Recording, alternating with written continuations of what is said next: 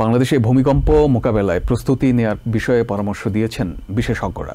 তারা বলছেন, ঢাকা শহরে সর্বোচ্চ ৮ মাত্রার ভূমিকম্প হলে প্রায় ৭২,০০০ ভবন ধসে পড়বে।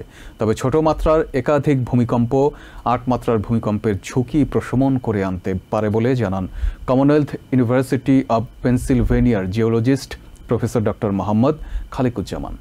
টিভেন 24 নিউজ নেটওয়ার্ককে দেয়া সাক্ষাৎকারে তিনি ভূমিকম্পের ঝুঁকি কমিয়ে আনতে বাংলাদেশ সরকারকে বিভিন্ন পদক্ষেপ নেওয়ার তাগিদ দিয়েছেন।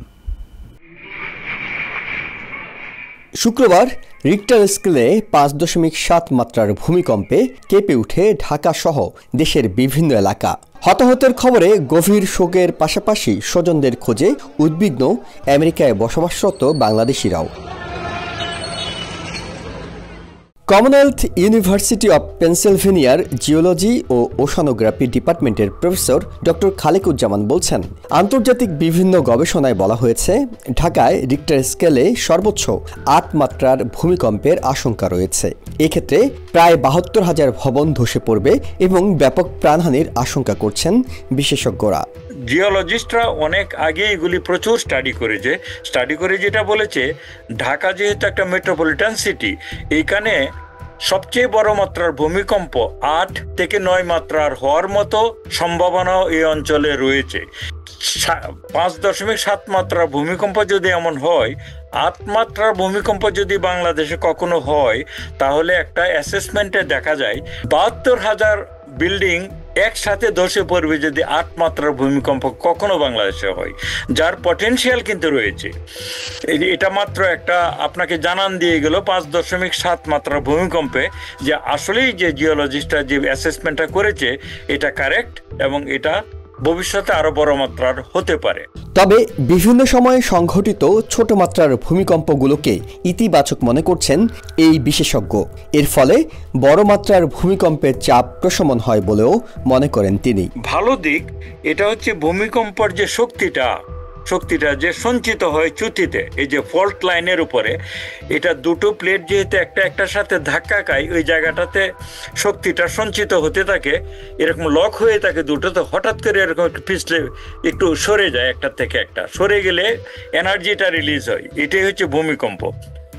আস্তে আস্তে যদি ছোট ছোট ভূমিকম্পের মাধ্যমে শক্তিটা ডিফিউজ হয়, শক্তিটা বের হয়ে আসে, তাহলে পরবর্তীতে যে ভূমিকম্প কখনো হবে সেটার মাত্রা তুলনামূলকভাবে কম হওয়ার সম্ভাবনা বেশি।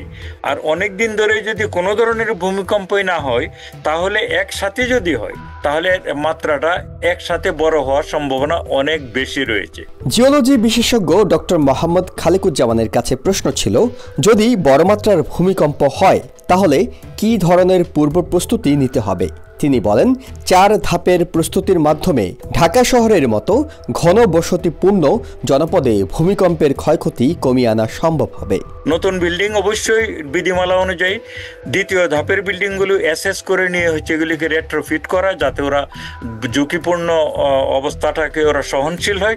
আর তৃতীয় ধাপ হচ্ছে যেগুলি আসলেই সহনশীল না, সেগুলি হচ্ছে একটা মরণ ফাঁদ, সেগুলিকে মানুষ তার জীবনের স্বার্থেই এটাকে ভেঙে ফেলে নতুন করে করা প্রয়োজন। আর ৪ নম্বর যে ধাপটা আমি বলবো সেটা হচ্ছে মানুষের প্রস্তুতি। মানে যেহেতু এই মুহূর্তে এতগুলো বিল্ডিং আমাদের রেট্রোফিটও করা সম্ভব না, নতুন বিল্ডিং বানানো সম্ভব না, নতুন বিল্ডিং ভেঙে ফেলা সম্ভব না, তাহলে যেটা দরকার এটা হচ্ছে আমাদেরকে অনেকগুলো মহড়া দেওয়া দরকার স্কুলে, কলেজে, কমিউনিটিতে, মানুষের মধ্যে, যে ভূমিকম্প যদি হয় অথবা এর যদি লক্ষণ দেখা দেয় তাহলে কিভাবে তার জীবনকে তারা বাঁচাতে পারে। বাংলাদেশে ভবন নির্মাণ নীতিমালাকে আরও যুগোপযোগী এবং নিয়মিত তদারকি নিশ্চিত করা না গেলে ভয়াবহ বিপর্যয়ের অপেক্ষা করতে হবে বলেও মনে করছেন বিশেষজ্ঞরা। Ihsan Juel, TVN 24, New York.